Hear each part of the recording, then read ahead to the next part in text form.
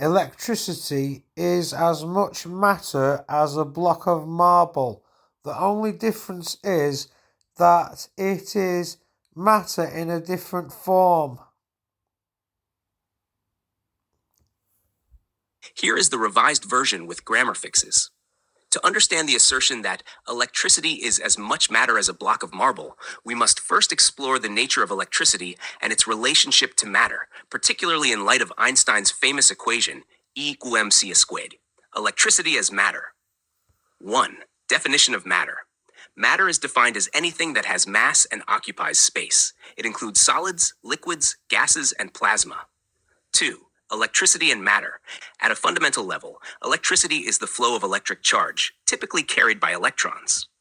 Electrons are subatomic particles that possess mass and are integral components of atoms, which are the building blocks of matter. When we talk about electricity, we are referring to the movement of these charged particles, which can be considered a manifestation of matter in motion. 3. Energy-matter equivalence.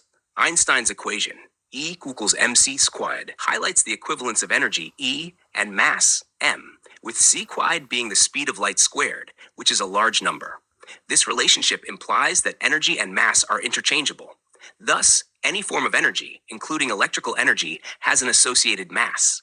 Therefore, when electricity is in motion, it represents a form of energy that, according to this equation, can also be understood as having mass. 4. Electric fields. The effects of electricity can be observed in electric fields, which are regions around charged particles where electric forces can be felt.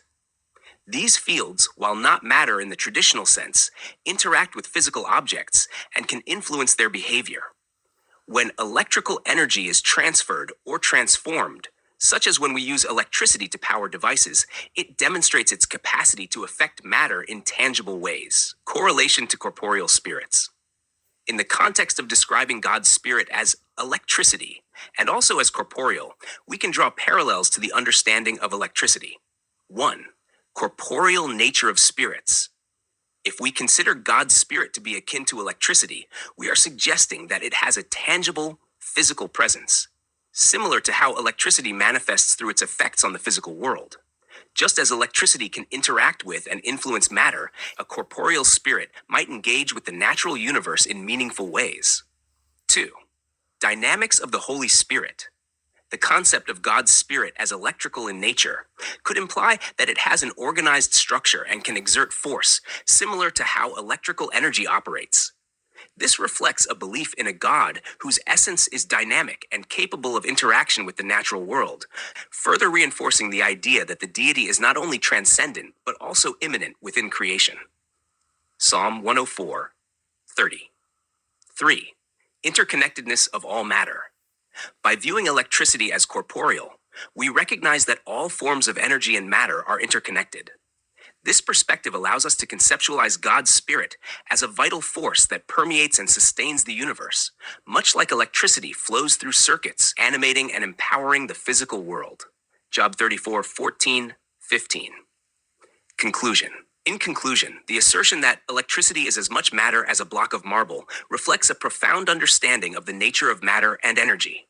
Electricity, through the movement of charged particles, demonstrates qualities of matter and, according to E=mc², possesses intrinsic mass. Furthermore, when we relate this to the concept of God's spirit as corporeal and likened to electricity, we explore a framework that sees the Holy Spirit as both energetic and materially engaged with the universe, emphasizing the interrelatedness of all existence.